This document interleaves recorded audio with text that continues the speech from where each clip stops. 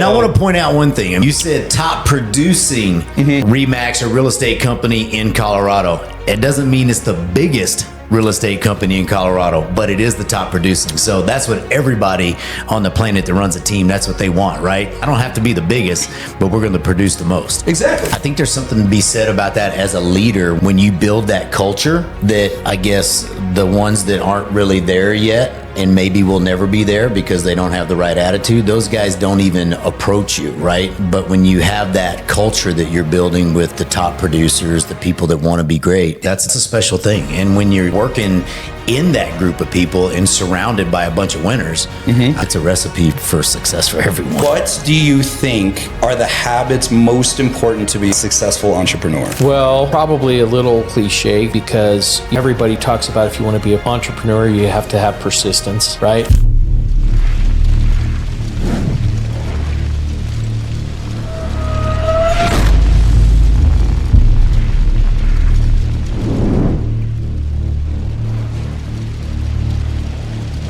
Hey, what's going on, guys? Chad Sabalka with Burn the Ships is always here with my best friend, one of my great mentors, Garrett Townsend.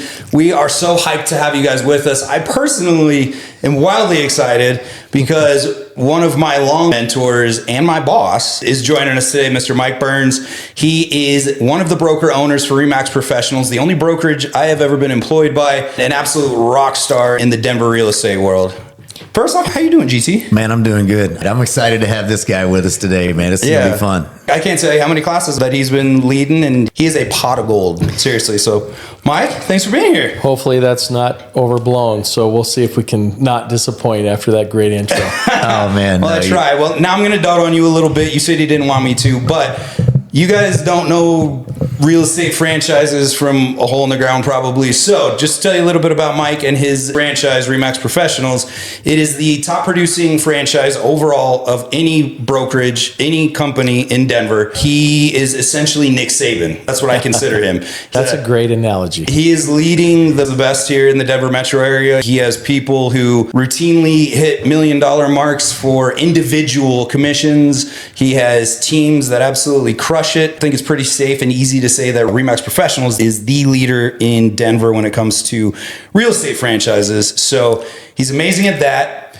On top of that, Garrett just found out he also coaches high school football for Columbine, my high school rival, but Kylie's alma mater. So he does that as well. Yeah. Has 3 beautiful kids. How many grandbabies now, 2? Just one, first one. One grandbaby, an amazing wife, Anita, who they've built a phenomenal life, a very envious life together. They've literally built the American dream. And on top of that, he also runs his own real estate business on top of doing all that other stuff, doing the regular showing houses, marketing, and he kicks ass at that. So this guy, he touches it, it turns to gold. I don't know if I call him Saban or Midas, but he's killing it. So, and I want to point out one thing. You said top producing REMAX or real estate company in Colorado. It doesn't mean it's the biggest real estate company in Colorado, but it is the top producing. So that's what everybody on the planet that runs a team, that's what they want, right? I don't have to be the biggest, but we're going to produce the most. Exactly.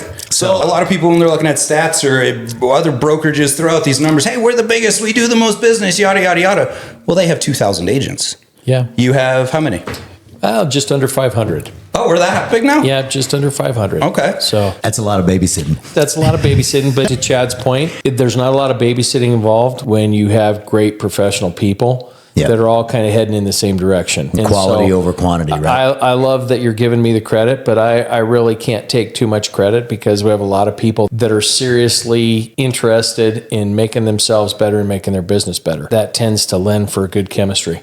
Yeah. I mean, I can literally throw a pencil down the hallway. It passes the best of the best. So if I ever have any questions and Mike's out of the office or I want to run something by somebody, there is, when people are there. Yeah. Because they are out working. Yeah. But, you know, everybody is, the camaraderie is great. I'm not scared or nervous to talk to anybody. Shout out Eva Stottlemyre. She's an absolute rock star 2 doors down from me. And if I ever want to ask her a question, I'll pop in, ask her a question, and she answers it. You usually have to be walking while you're talking because she's always on the move. She's a grinder. But she will absolutely answer your question. Yeah, absolutely. Isn't that the key though? I mean, like I look at like my boss, Alan, who I've worked at 3 different companies, and it's never been a quantity game. It's always quality. I mean, like, you look at the LOs and the volume that we've done at every company I've been with him. It's, like a lot of companies, I know a lot of real estate companies out there, they'll hire anybody and everybody. They just want bodies, right? And the same with mortgage companies. They just want bodies. There's a lot less babysitting when you have the upper echelon and the professionals and the ones that, like you said, they want to get it done. They want to be great. I think there's something to be said about that as a leader when you build that culture that I guess the ones that aren't really there yet and maybe will never be there because they don't have the right attitude, those guys don't even approach you, right? But when you have that culture that you're building with the top producers, the people that want to be great, that's a special thing. And when you're working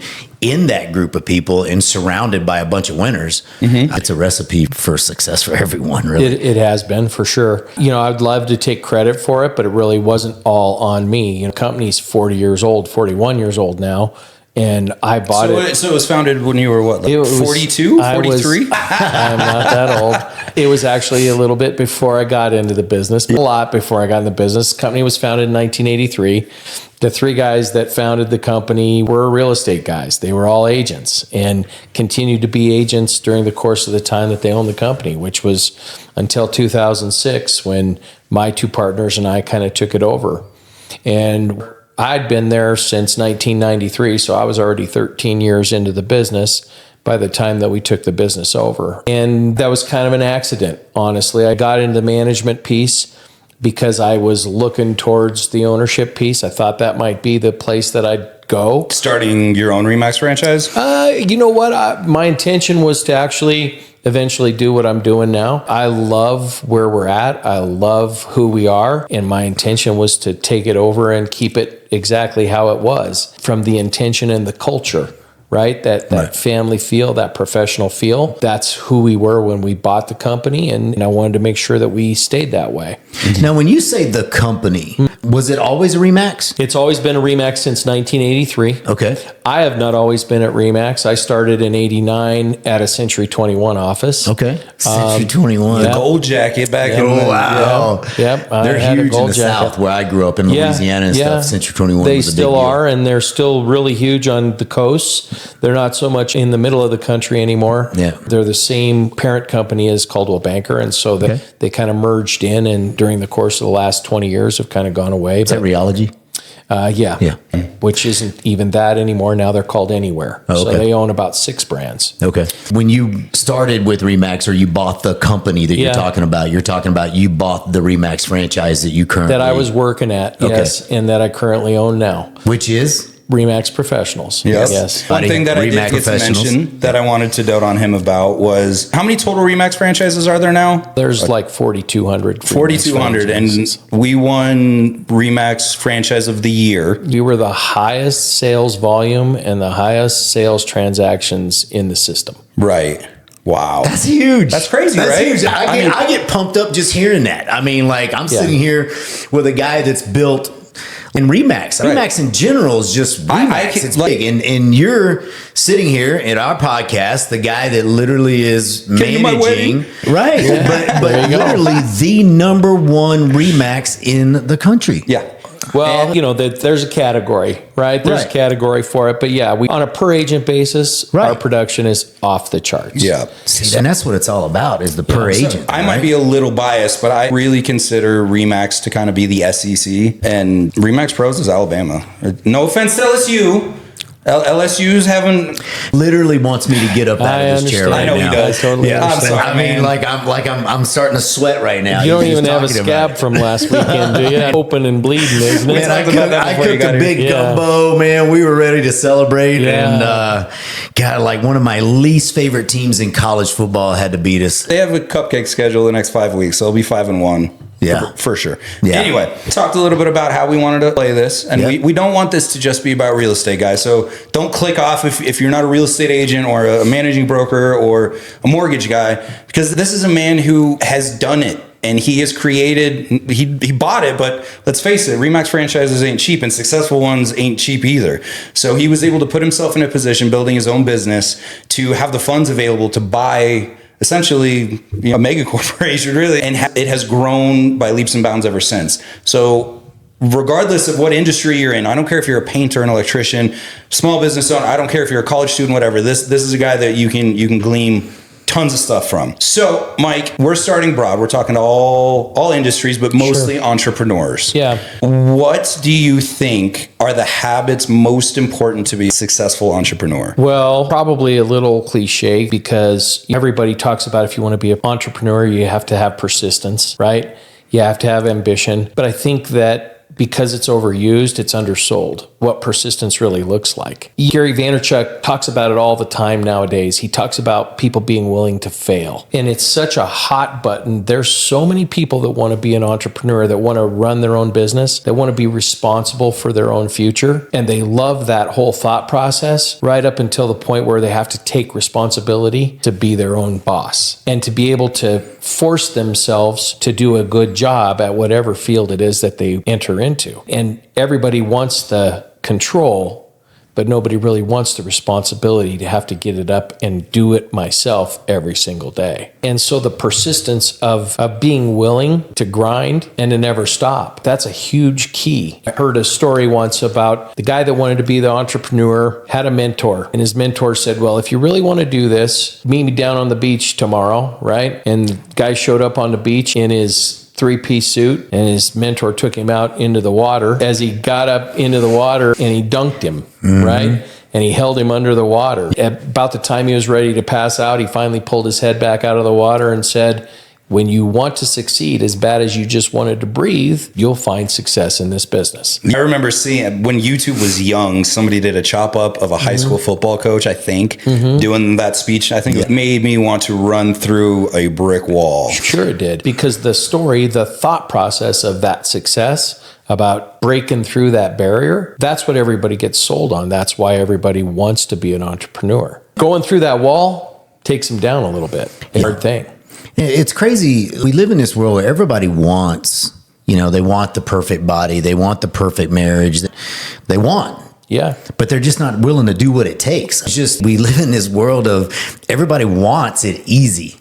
How can I make the quick buck? How can I make the easy buck? And there's a lot of people that jump into real estate because they think it's easy, right? Like, oh yeah, I know all these people. I can sell houses and make 3% on $1 million home and, and be successful. And then they get in, and as soon as it gets hard, all of a sudden they're bouncing right back out of the business, right? It's just one of the highest attrition rates of any business model in the United States. Yeah. What I'm hearing you say is, the persistency, the consistency, the accountability, the tenacity, all the things that it takes to live a life of wanting to get up and embrace that grind every single day. I mean, honestly, like when you say, what is it? I just think it's a different wired person. I just think there's people like you that are wired to go, hey, I'm going to buy this business and we're going to grow it and have a vision, and we're not going to stop until we get to where our vision is. And then we're probably going to create a new vision and keep going. That's kind of a key. And there's just not that many people out there, I feel like, that are just wired that way. A lot of people think they want it. Yeah, they think they want it. And then they either take responsibility or, like you just said, Gary Vee's always saying fail, win. And people fail once. You can't fail once and quit. That's a key. You have to be able to fail every single day and get your ass back up and get back to work. I think every single entrepreneurial business has more failure than success. Mm-hmm. Oh, 100%. Yeah. Everybody out there that you're talking, guys that are worth hundreds of millions or billions of dollars, they will tell you they have failed more times than they have succeeded. You bet. Zuckerberg might be the only one that did it. Yeah. Created Facebook in his college dorm room and never failed. Yeah. But that's an anomaly, right? I mean, you look at the percentage of them. I mean, it's, that's what, 2%? Maybe. Well, and he's still failed since. That's true. Right? With a bunch of things. Yeah, that's true. That's going to be a constant. That constant willingness to be ready to fail, to be willing to fail, to take that extra risk and just keep going. So outside of grit, what else would you say somebody needs to have? Well, I think you probably have to have some talent. You got to find something that you're good at. You have to find a way to take advantage of something that you're good at. So you're saying I shouldn't try to go open a ballerina studio? I don't know if you're good at that or not. I've never seen you dance. A ballerina studio. I've never seen you dance. Maybe you can do it. I mean, that might be his passion. It might be. We don't know. Maybe he's not be. good at it, but if he's passionate about it, If you're willing to fail, you'll probably fail a be lot. just fine. You know what? I would take you as a really great example, Chad, because early on in your career, you didn't have a path, but you were good with people. And that kept you working through and getting you better and better. And every year we've seen the results of that. And your willingness to continue down the path, take advantage of the things you were good at, learn how to do some things that maybe you weren't. So I think that finding your talent and being able to utilize your talent, I think that that's a huge piece of it. He knows that paperwork is not my talent. Definitely not. Yeah, Definitely that's not. fine. You know, when you talk about that grit though and that grind, do you think that that's something that you're just born with and it's how you're wired? Or do you think that you can, as a leader, let's just say you get the agent in there that has charisma and great with people and you can see all the talent there, but they're maybe just a little lazy and maybe they just don't have that grind. Can you teach that? I think to a certain extent you can learn it.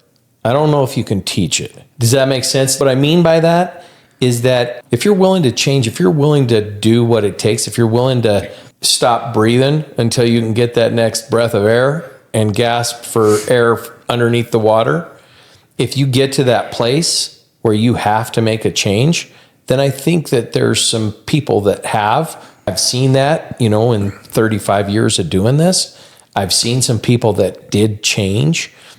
I've changed a little bit during the course of that time and gotten better at certain things and let certain things go. I think that it's possible. I don't think it's possible to teach it because that would look like training. And so much of sales training falls and fails because the people that are on the other side aren't willing to execute what they're learning. Right. A lot of people want to learn it, and it's kind of like the same carrot that got them in the place that they wanted to be in the first place. That carrot carries them down in the education and they learn, but they never execute because they weren't really willing. I think sometimes it's maybe you get a little taste of the success, right? Like you get a couple of good sales under your belt. Maybe you had to work a little harder for those. It wasn't like, hey, it was my aunt or my uncle or the family member or one of the friend groups. Maybe it was, you know, somebody that you met at a networking event and you had to actually work for it a little bit and you get that big commission check. And then maybe it's like, oh, okay, this made me uncomfortable, but this feels good. And then all of a sudden they want to embrace that change. I think that takes away a lot of imposter syndrome too. I think I had a lot of that when I first started because I've only been with the LSU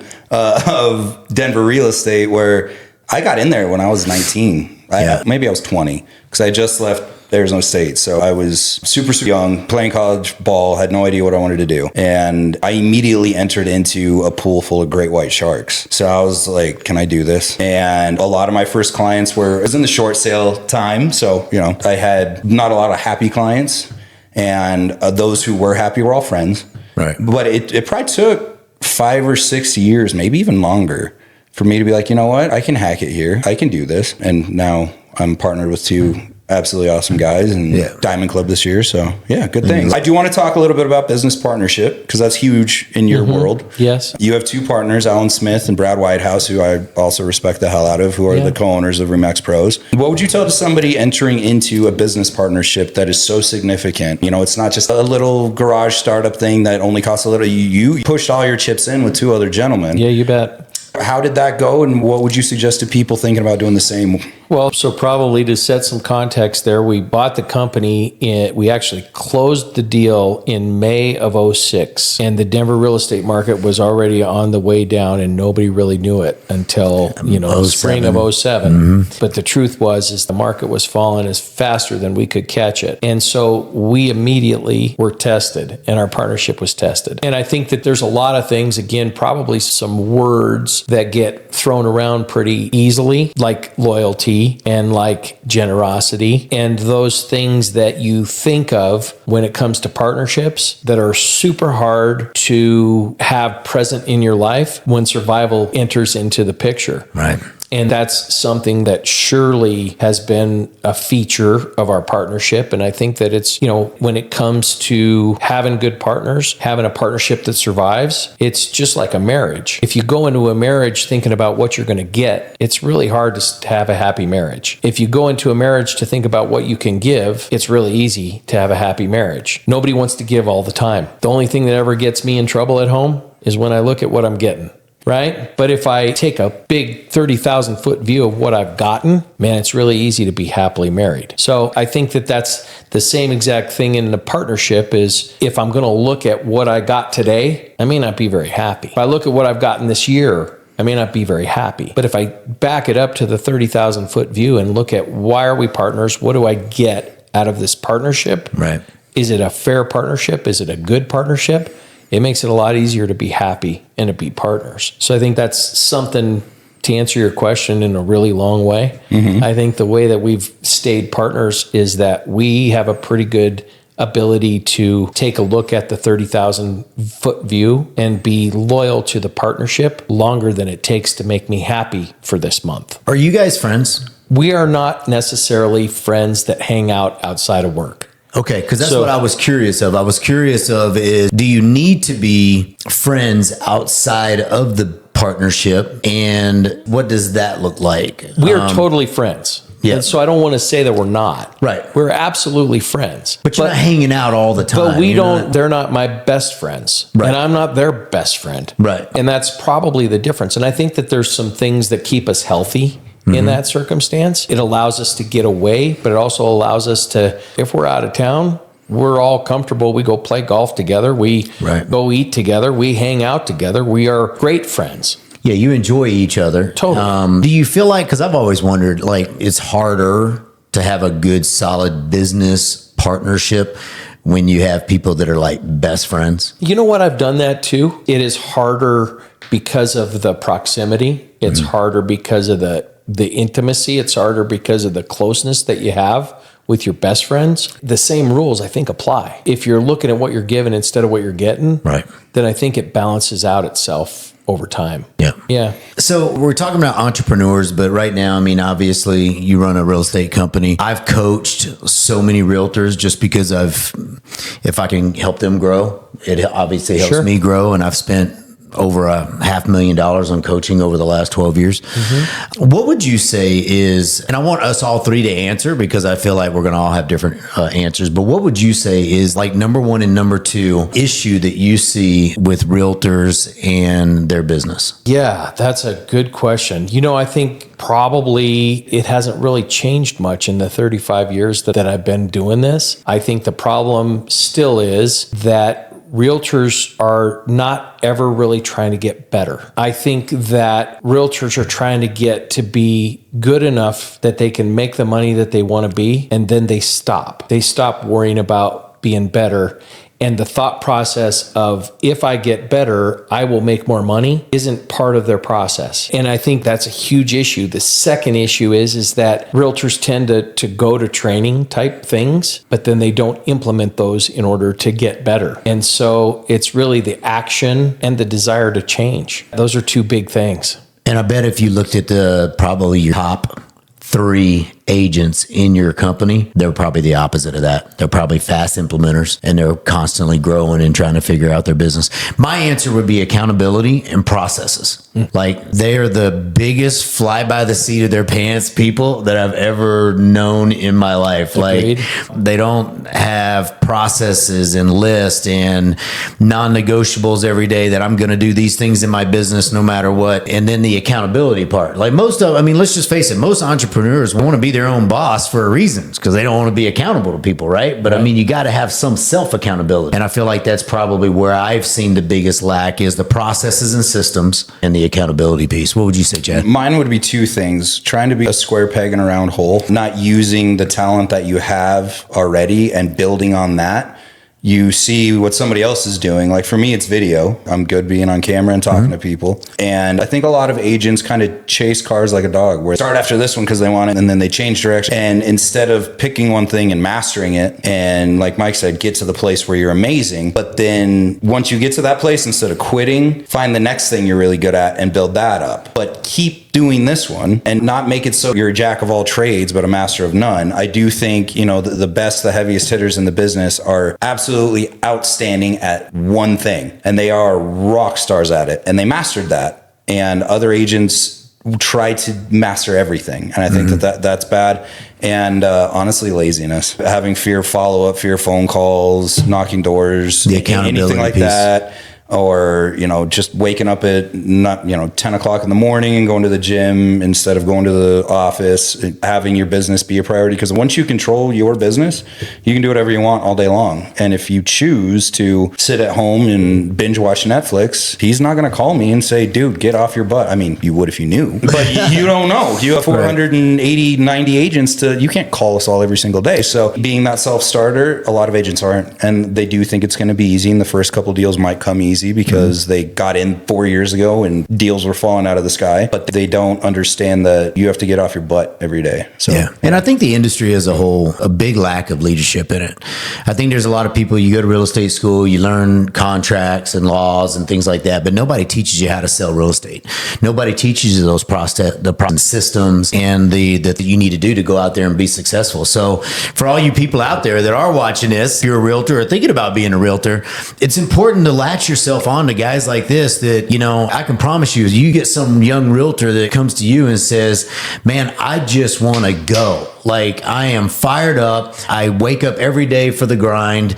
You know, I just need somebody to teach me what to do. I mean, a guy like you that runs this company and coaches high school football and all that stuff. I mean, that's your dream agent, right? You bet it is. Yeah. You bet it is. And We for do that you all the guys. time. Yeah. I mean, we still do that because we don't get to go pick them like we used to go pluck them from other companies. And now there's not a lot of other companies that are out there doing the training. So we started doing our own. Yeah. You know, it was one of the things that we had to change and adapt to as well. But you betcha, that's a pleasurable experience when you get somebody that has some fire and is ready to go and wants to do it, just doesn't know. And when you give them the direction that they take it, man, that's awesome. Yeah, I've always said the best employees you can ever have, even if it's like teammates or LOs or whatever it is you find ex-athletes that were serious athletes, either serious high school athletes or college level athletes, because they're coachable, they love structure, or military.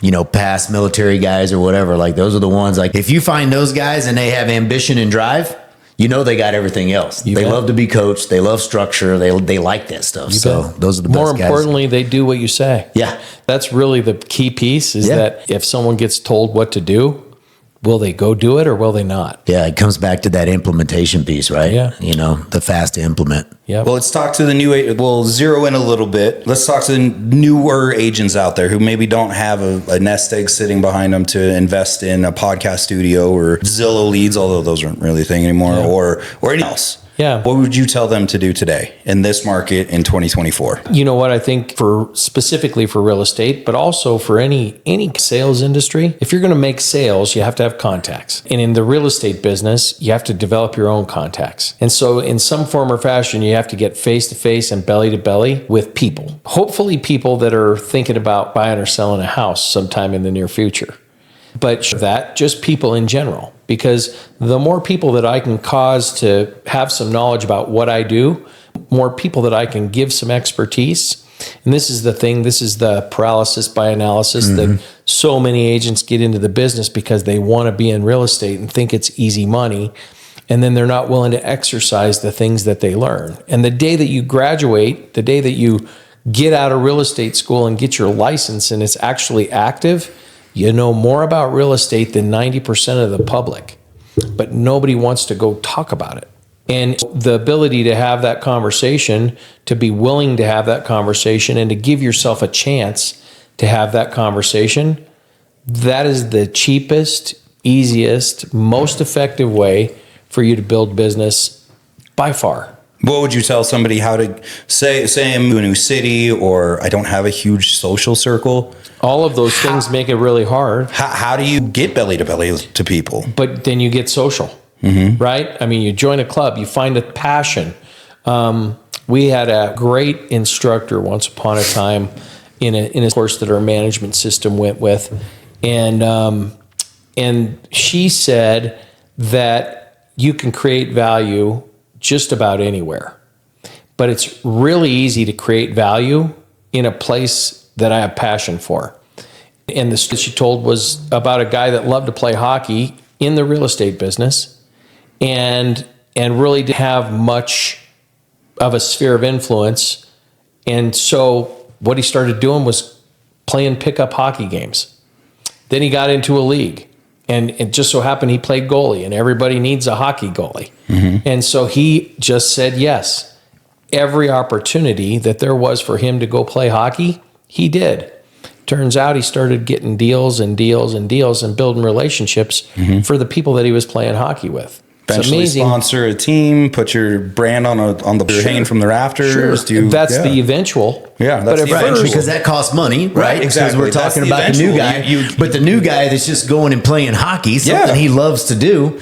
Now he's shaking hands, meeting people. They're loving him because he's now the superstar goalie, right? You bet. I mean, and even if he's not good, he's somebody that'll stand in the net and hopefully block the puck once in a while. Right. But the fact of the matter is that you put yourself in those positions where you are around people that you have something in common in. And that one thing in common is a great place to start. And that my first to him is, what do you like to do?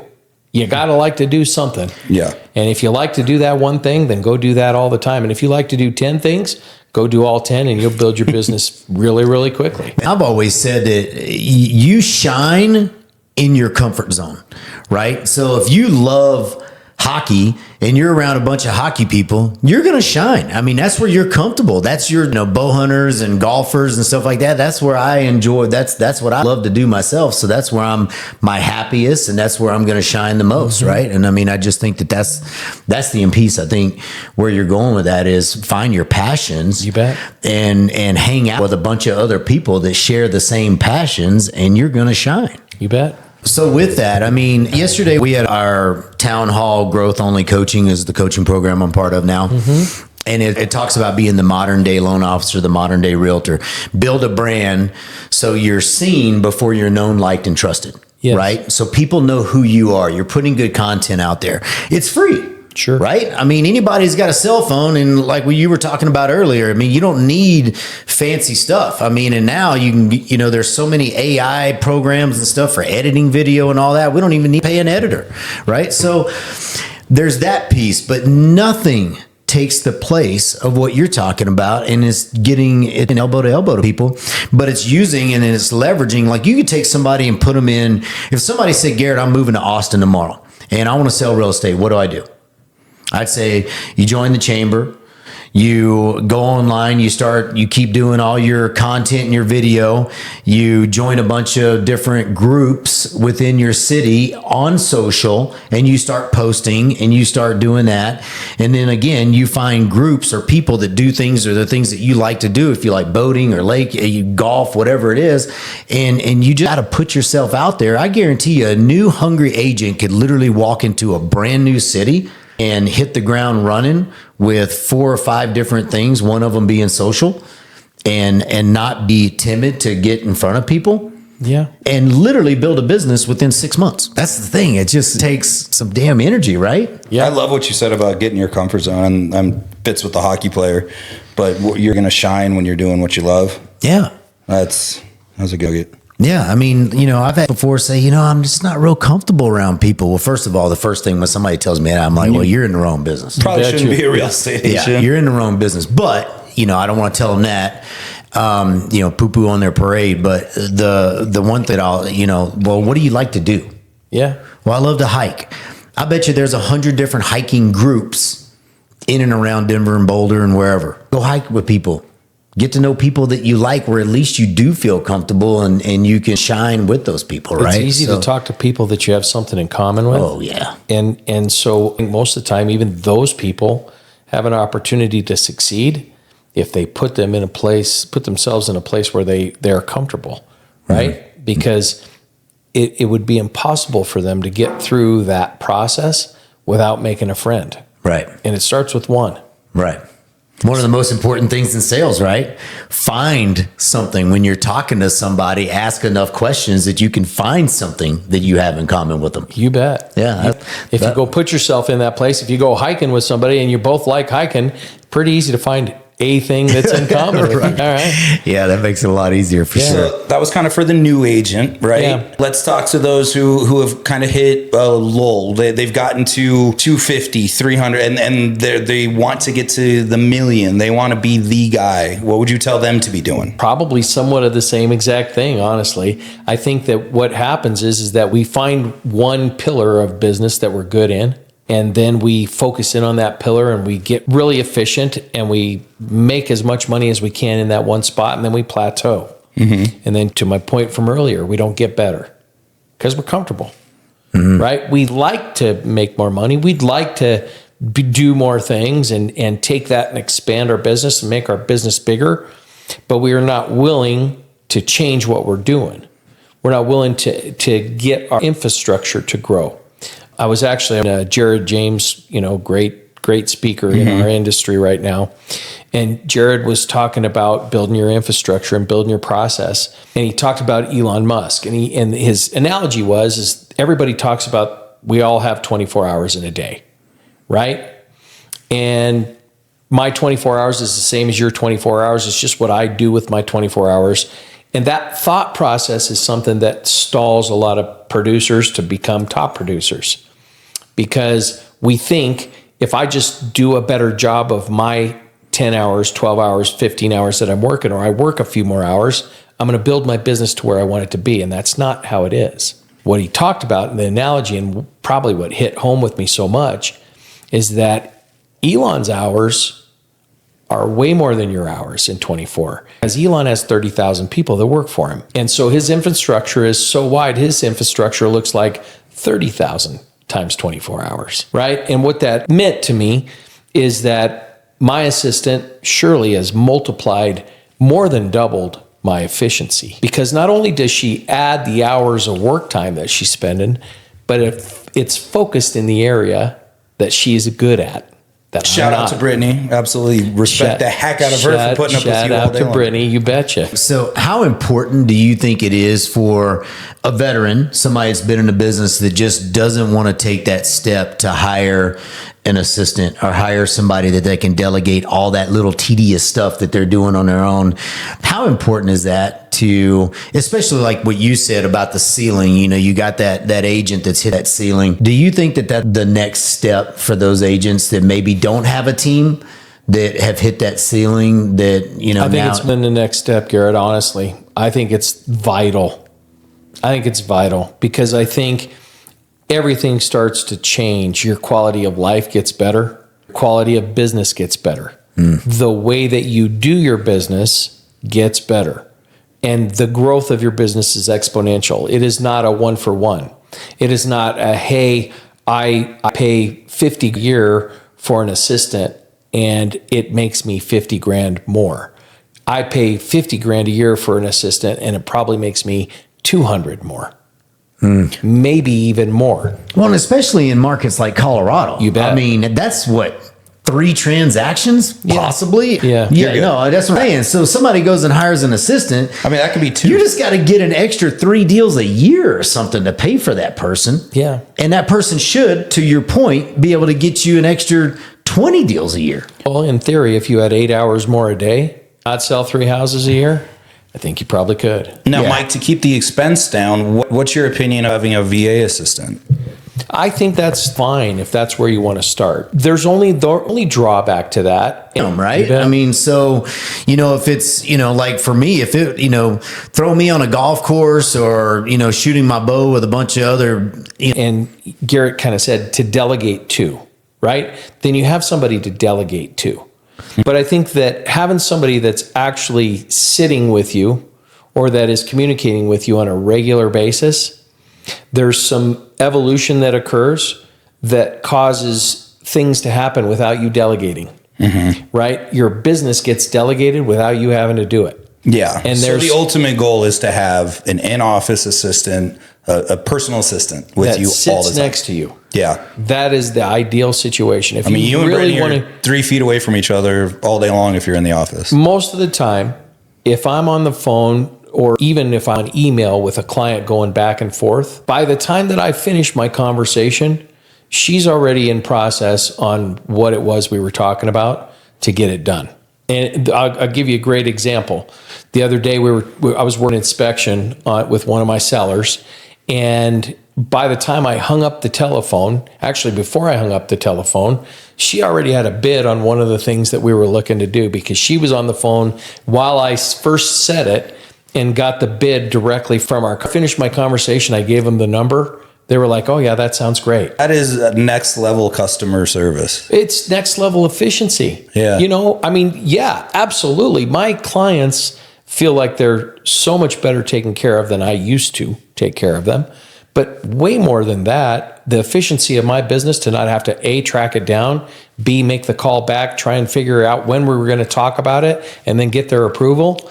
And it all happened within 2 minutes. Yeah. Instead of tracking it all down, calling them, then calling them back, that's 20, 25 minutes. At best. At best. Yeah. At best. But to obviously you training her correctly over the years, I don't know how long she's been with you, but that just doesn't happen. Usually it would be hang up the phone. Even though she overhears the conversation, typically it would be, hey, can you call a couple of contractors? I mean, just the fact that she could go, I'm going to do this while he's on in this conversation, and hopefully I can get a bid before he's even off the conversation. I mean, I think what the root of this conversation really is that Brittany deserves a raise.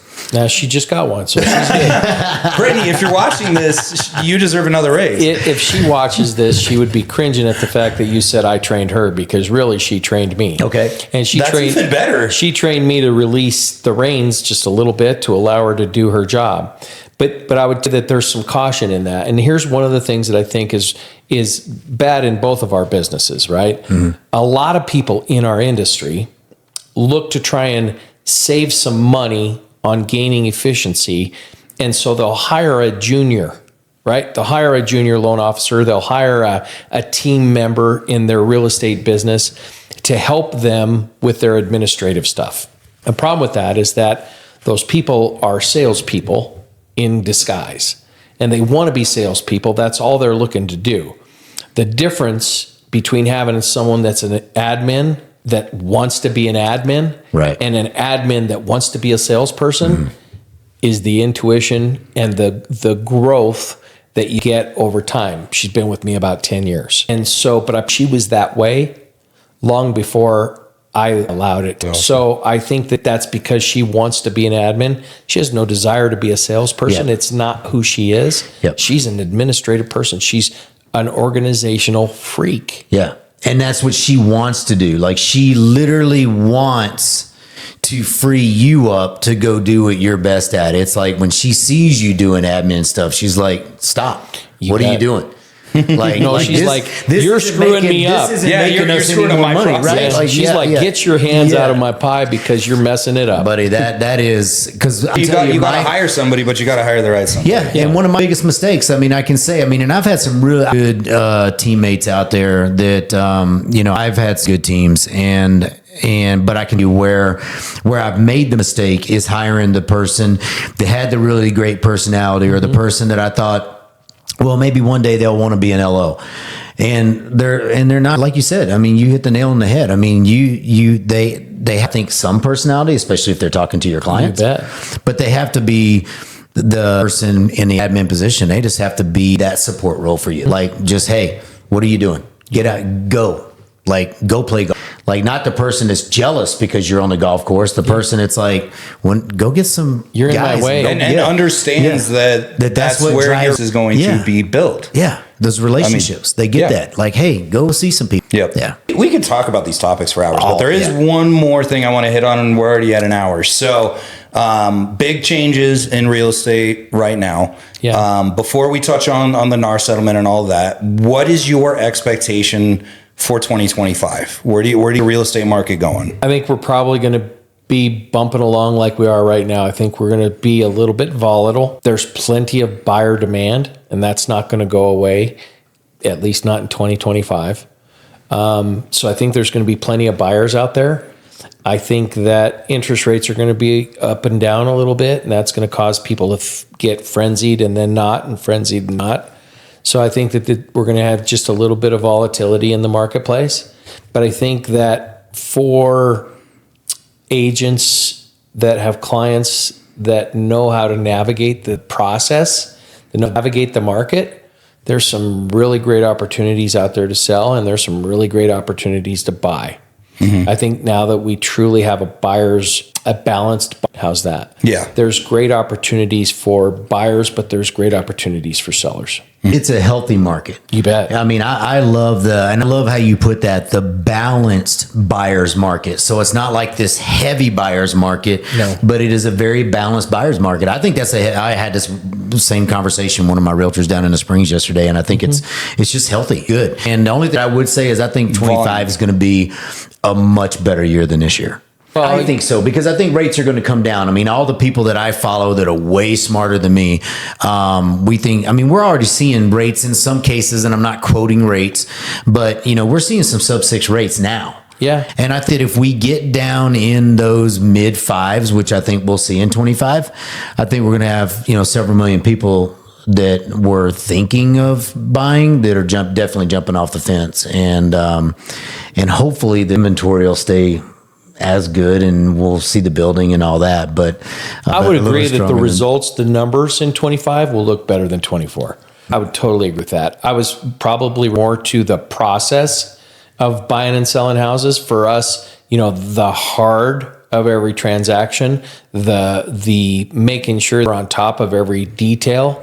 I don't think that's going to change much. I think it's going to be kind of similar to where we're at. Everything's going to be just a little harder than it was 3 years ago. But I do think the numbers will be better. I think that the results market will be much better. Yeah, I guess if you're just a heavy listing agent, maybe you want that other market, but I think overall, I don't think so. No, I don't think so. I love that buyer's market. I love giving my client a pre-approval letter, and they're like, "Yeah, we're going to make an offer," and then the day later, you're like, "All right, we're under contract." Not the, 10 different offers and all the crazy 50 grand over ask, and 200 looking at listings. It's crazy, man. Yeah, and balance is best for all good. agents. It's Whether you're a so buyer's good. agent, seller's agent, what niche you work in, it's a more existence. In Yeah. a balanced market, a seller needs a good agent more than they do in a frenzied market. Yes. And so good agents are going to thrive more in the market that we have right now because we're going to do a better job of preparing our sellers for what they need to do to get their house sold at top dollar. Right. So it's actually a real benefit for listing brokers right now. Well, and the good news for, I think, and for the lenders and the other realtors out there is, the reality of it is after these 2 years, most of the best of us are the ones that are left in the business anyway. You bet. So we did a good purge. I saw yesterday, or heard a statistic yesterday, was only 90,000 lenders have done more than one transaction in the last 90 days. Wow. So then you look at guys like me that have done, obviously way more than that.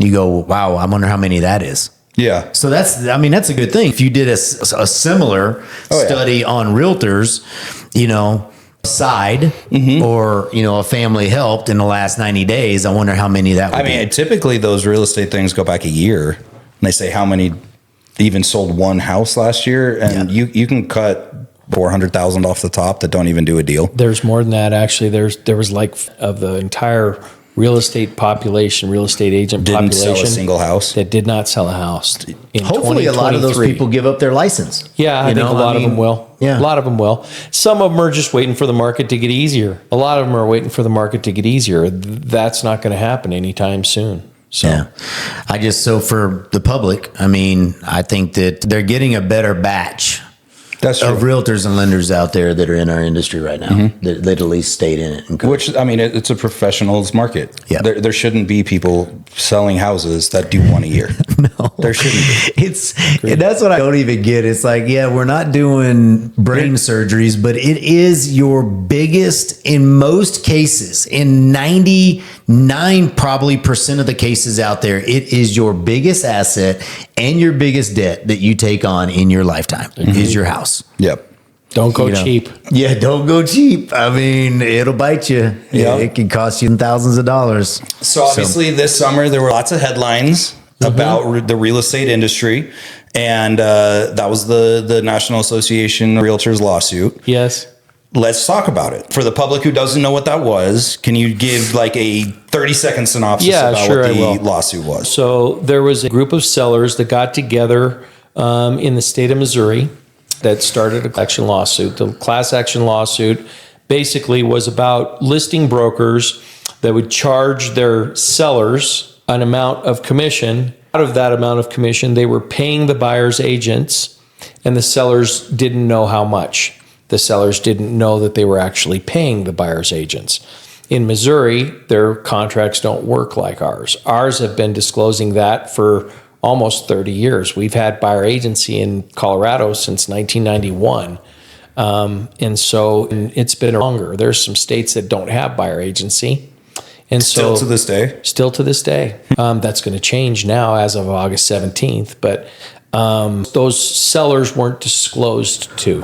Personally, I don't think they were harmed because the fact that there was a buyer's agent that brought a buyer to their house made their house sell for more money. But that's just my opinion on that. Nevertheless, the lawsuit got to a place where NAR had to either settle or continue on. And in order to continue on, they had to pay more money than they could have. And so they settled. And so as a result of that settlement, there is no longer an offer of compensation that's automatically put into the MLS situation. So when a property is for sale in our MLS, the buyer's agent doesn't know whether or not the seller's willing to pay a co-op. And that's all that changed. That's all. That's kind of a big deal. No, that is a big deal. But from somebody in the real estate industry, sellers call me off the hook that say, you know, I don't have to pay a buyer's agent now. Yeah. And that was never the case. They never had to. No. I disclose it to my sellers all the time. They ask, okay, Chad, what's your commission?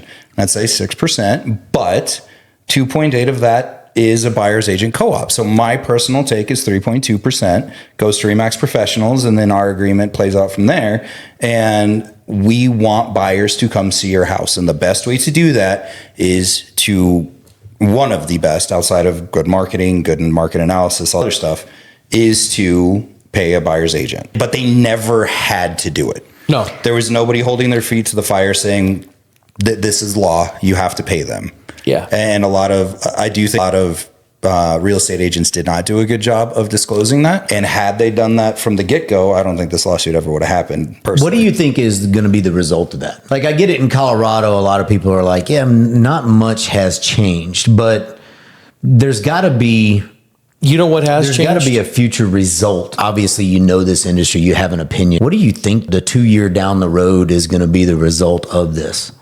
Ultimately, I do think that there'll be some downward pressure on percentages of both sides and the buyer's agents. I do think that that's probably going to happen a little bit, but I think it's going to happen mainly because of the free market system that's always been in there. You know, during the course of my career for 35 years, commissions have changed dramatically.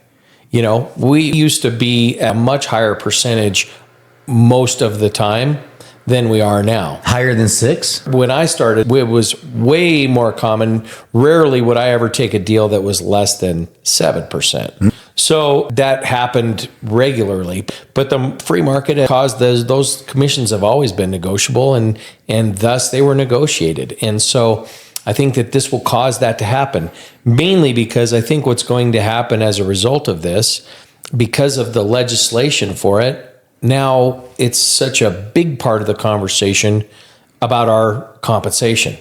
And it used to not really be much of a conversation about compensation. And now, you know, a third of the listing agreement and a third of the buyer agency agreement are about how we get paid and how much we're getting paid and from whom we're getting paid and all of those things. And that never used to really be, it used to be this big and now it's this big. Right. I think that's the biggest part of change, and where I think it's going to cause some pressure because most agents just won't ask and they won't be worth it. So, you know, I think that that's where the end comes in and influences the market. So you think there's going to be, so if I'm hearing you correctly, you think that pressure is going to take those 6% commissions down to 4 or whatever, where maybe we're splitting 2 each on each side or whatever that looks like. I think it changed. I don't know if it'll be a dramatic change or a small change, but I think that there'll be some change, and I think it'll push it down slightly. Yeah. As somebody with a wealth of knowledge about the real estate industry, do you believe that this helps anybody? 0 people. 0 people. Yeah. Here's the thing, is that anything that causes hardship on buyers, which a buyer being responsible for their agent's commission, a buyer not knowing for sure that they could hire an agent who was going to get paid out of the proceeds, albeit the buyer was bringing the money anyway. It was always the buyer that's been paying their agent. It's always the buyer that was paying the seller. It was always the buyer that was paying the seller's agent. They were bringing the money to the closing. None of that's changed. But if there's a seller used to be able to put their house in the MLS, and then it was required that you paid a cooperating brokerage fee. It wasn't required how much, it was required that you paid one. And for that not to be the case, and for a buyer to have to worry about whether or not they can afford to write a check for their down payment and write a check for their agent, that cash difference is going to compromise some buyers' ability to buy a house. Yeah. It may only be a few houses, but it will compromise their ability. That's going to drive down prices, but it's not going to drive down prices in a healthy way, right? And buyers are still going to be paying more money out of their pocket. And so the people that get hurt the worst are probably the ones in the storyline that were supposedly going to get helped. That low-end buyer, the guy that's buying a $2.5 million house for cash, doesn't matter to him. Now he's going to pay that same amount of money, and whatever he had to pay his agent is going to be factored into the deal. He's got the cash. Yeah.